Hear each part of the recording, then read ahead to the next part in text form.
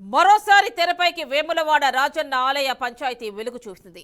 ఈ నెల 20వ తేదీన సీఎం రేవంత్ రెడ్డి ఆలయాన్ని సందర్శించనున్నారు. అయితే సీఎం టూర్లో భాగంగా భోజనాలకు 30,000 రూపాయల వరకు ఖర్చు చేస్తున్నారంటూ ప్రతిపక్ష పార్టీ బీఆర్ఎస్ పార్టీ ఆరోపిస్తోంది. దీనికి సంబంధించి ఫైల్ సిరిసిల్ల కలెక్టర్ వద్దకు చేరినట్లు పార్టీ వర్గాలు జోరుగా ప్రచారం చేస్తున్నాయి. కాగా భోజనాలకు ఇంత భారీ స్థాయిలో ఖర్చు చేయడంపై ప్రతిపక్షాలు భగ్గుమంటున్నాయి.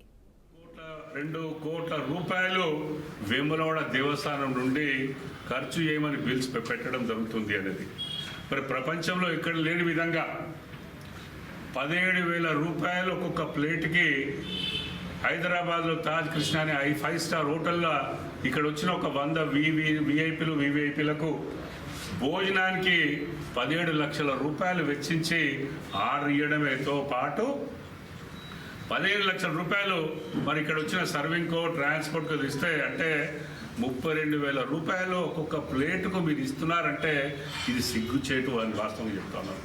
మరి గౌరవ శాసనసభ్యులు ఆ సినిమాలో స్పందించవలసిన అవసరం ఉంది అని మేము డిమాండ్ చేస్తూ ఉన్నాము. అభివృద్ధి నిధుల పేరిట సీఎం గారి పర్యటనలో పేదలు ₹1 కాడి నుంచి వారికి ఎవరి తాహతమైన మేరకు వారు భక్తులు సమర్పించుకునే కట్నాలు కానుకల ద్వారా సమకూరే రాజన్న ఆదాయం నుండి ఇలా సీఎం సభకు, అది కాంగ్రెస్ సభగా మార్చిన సీఎం సభకు దాదాపు 2 కోట్ల రూపాయలు వెచ్చించాలని చెప్పేసి ఇలా బిల్లులు కలెక్టర్ గారి దగ్గరికి పంపడం అది నిజంగా స్పష్టమవుతా ఉన్నది. మరి వారు గుడికి పోంది, మరి రాజన్నం చూడండి, మరి రాజన్నం తెలవంది, వారికి మరి రోజు గడవదు, మరి ఇలా కోడలు తరలించకపోయింది.